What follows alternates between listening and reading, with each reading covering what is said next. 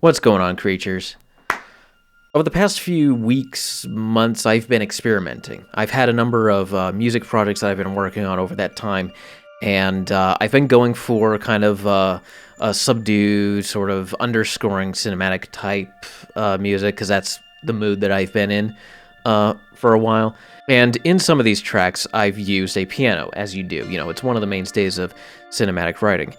But in some of these tracks, like the one I have right here, I haven't quite figured it out. It doesn't really work for me, and I'm not sure exactly, or rather, I wasn't sure exactly what I could do to fix it. I've tried things like changing the effects, changing the articulations, maybe even changing voicings between the instruments, and I wanted to get something that was a little bit different, but not too wildly different. And so I had a random thought. What if I actually just changed the instrument? Instead of it being a piano, it was something else. Something that's not too different from what a piano would be, but different enough that it would work. And so I changed the piano into a cimbalom. And I think I prefer the cimbalom. For those of you unfamiliar with what a cimbalom is, it's basically the same thing as a hammered dulcimer, but bigger and based in Eastern Europe, and it was a derivative of the older santur from the same region. It has pretty much a similar thing going on to a piano. It has strings that are tensioned across a large wooden resonator board. It has dampers, and you play it with hammers. But unlike a piano, it doesn't have a keyboard for you to actually play the hammers. You use just your hands, and you're holding the hammers. So, whereas with a piano, you'll have, 10 fingers to actually play up to 10 notes, with a cimbalom, and by extension, the other dulcimer-type instruments, you have 2 hands and 2 hammers. And interestingly enough, I did mention that the cimbalom has dampers, so a santur wouldn't normally have the dampers that things like a piano would have, where when you normally play it and you let go of the keys, the sound is cut off, and you have to press a pedal to let the notes ring out. It's exactly the opposite on the cimbalom, but you can actually press a pedal to dampen the strings after you play them. So you can almost play it kind of like a piano, just the opposite. Another difference between those two is that a piano has a much greater note range than the cimbalom. A cimbalom is, I think, an octave or 2 fewer notes than a piano has. And the cimbalom just in general is a brighter instrument because you are hitting the strings with harder hammers, typically. But the sound of a cimbalom is very, very close to the sound of a piano. It's just a little bit brighter and a little bit more resonant than that of a piano. One of the other interesting differences between the sound of a cimbalom and a piano is that a piano's overall sound will ring out much longer and more consistently than that of a cimbalom. I'll show this. So, with a soft hit, we have that. With a harder hit, we have that.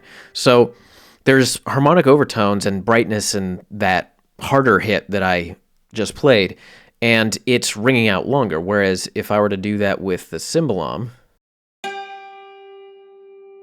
it's different. It's very, very bright and very, very harsh at the start of the sample, but then it gradually softens out the longer it sustains.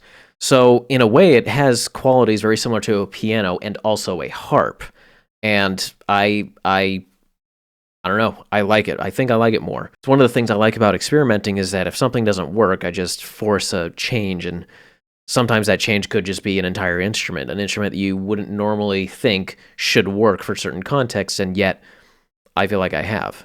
And so this track is one that I was working on for a while. It's not finished, as you can see, but I started with the piano sound, and then I changed it to a cimbalom, and here's a comparison.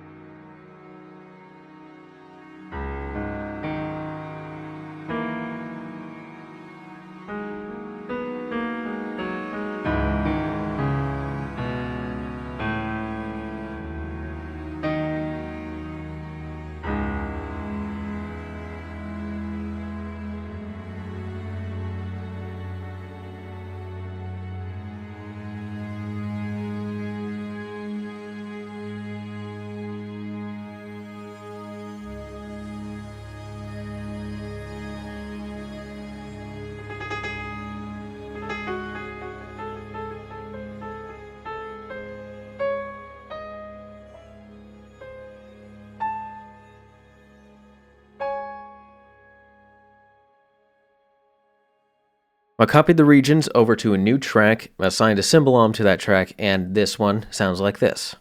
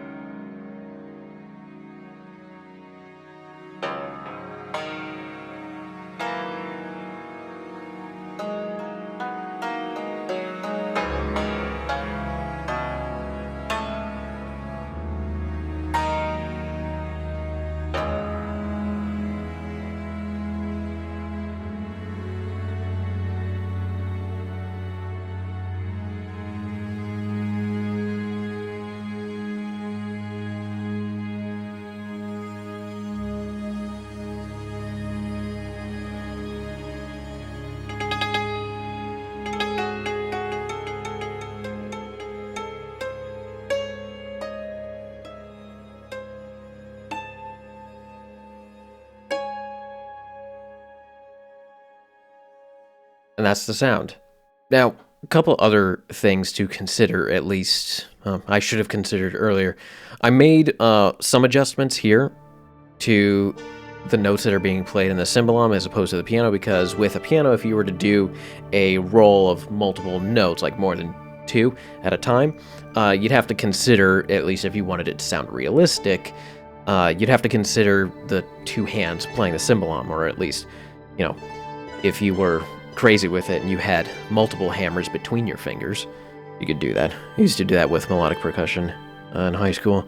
Yeah, I think I might be using this method from now on. I might be swapping piano sounds out for sounds that are similar to a piano, but not quite a piano. I kind of like it. The sound itself is also just, I think, a little bit more interesting to me, because it does have, you know, a lot of those qualities of a piano, but because of the way the actual overtones sound, as opposed to the overtones of a piano, I don't know, there's just something that just draws me into that. There's something alluring about it.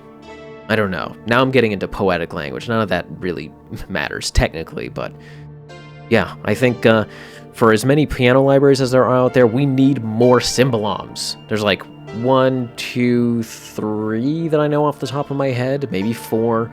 And at least 2 of them are really old. We need more of those. So yeah, I like this experiment. I think I'm going to keep experimenting with stuff like this, particularly with other instruments, to see, oh, if I have a sound like this, well, what can I do to make this more interesting? Or what can I do to give it, you know, the same quality or the same role as the previous instrument, but with a new sound? Anyway, I just felt like talking about something silly like this. Maybe it's an idea you can use, maybe not. I'll see you in the next video. Bye.